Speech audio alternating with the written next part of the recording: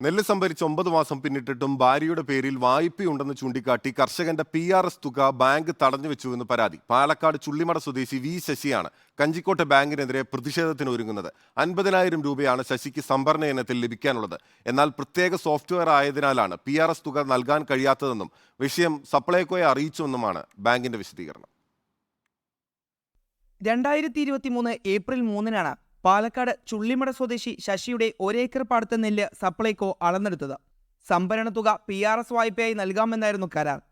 ഇന്നേക്ക് കൃത്യം 9 മാസമായി ശശിക്ക് ഇതുവരെ 1 രൂപ പോലും ലഭിച്ചിട്ടില്ല. PRS വായ്പ അനുവദിച്ച SBI ബാങ്കിന്റെ വാളയാർ ശാഖയിൽ ശശിയുടെ ഭാര്യയ്ക്ക് വായ്പയുണ്ടെന്നും അതിലെ കുടിശ്ശിക അടച്ചു തീർക്കാതെ PRS തുക നൽകില്ലെന്നാണ് ബാങ്ക് അധികൃതർ പറയുന്നത്. നെല്ലളന്ന് കൊടുത്തിട്ട് 3 മാസം കഴിഞ്ഞപ്പോൾ മാനേജർ വിളിച്ചിട്ടുണ്ടായിരുന്നു, ഞങ്ങൾക്ക് ഇന്നമാതിരി നെല്ലിൻ്റെ പൈസ ലോണായി തരാൻ പറ്റില്ല എന്ന് പറഞ്ഞു. അപ്പം ഞാൻ ബാങ്കിൽ പോയിട്ടുണ്ടായിരുന്നു. ബാങ്കിൽ പോയിട്ട് മാനേജർ അന്വേഷിച്ചപ്പോൾ ഭാര്യ ഒരു സ്വയം തൊഴിലിന് വേണ്ടി ലോൺ എടുത്തിട്ടുണ്ടോ, അതിൻ്റെ പെൻഡിങ് ഉള്ളതുകൊണ്ട് ഞങ്ങൾക്ക് ലോൺ തരാൻ പറ്റില്ല പറഞ്ഞു. ഞാൻ പറഞ്ഞു ലോൺ വേണ്ട, ഞാൻ നെല്ല് തന്നാണ്, നെല്ലിൻ്റെ പൈസ മതി എന്ന് പറഞ്ഞപ്പോൾ അത് തരാൻ പറ്റില്ല പറഞ്ഞു. സ്വകാര്യ കമ്പനി ജീവനക്കാരൻ കൂടിയായ ശശിയുടെ ഇതേ ബാങ്ക് അക്കൗണ്ടിൽ നിന്ന് മുൻപ് ഭാര്യയുടെ വായ്പാ കുടിശ്ശിക ബാങ്ക് പിടിച്ചിരുന്നു. അന്നത്തെ ബാങ്ക് മാനേജർ സ്ഥലം മാറിപ്പോയതോടെ വായ്പാ തിരിച്ചടവ് അവതാളത്തിലായി.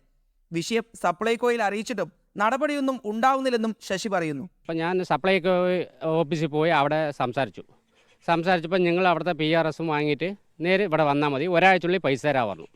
ഞാൻ 6 മാസം മുതൽ മാസം സപ്ലൈകോ ഓഫീസിൽ പോയാലും പൈസ വന്നിട്ടില്ല. വന്നതും ഫസ്റ്റ് ഞങ്ങൾക്ക് തരാ പറഞ്ഞ് 9 മാസമായിട്ടും ഇതുവരെയായും നെല്ലിൻ്റെ പൈസ തന്നിട്ടില്ല. പൈസ കിട്ടാത്തതുകൊണ്ട് കൃഷി ചെയ്യുന്നില്ല.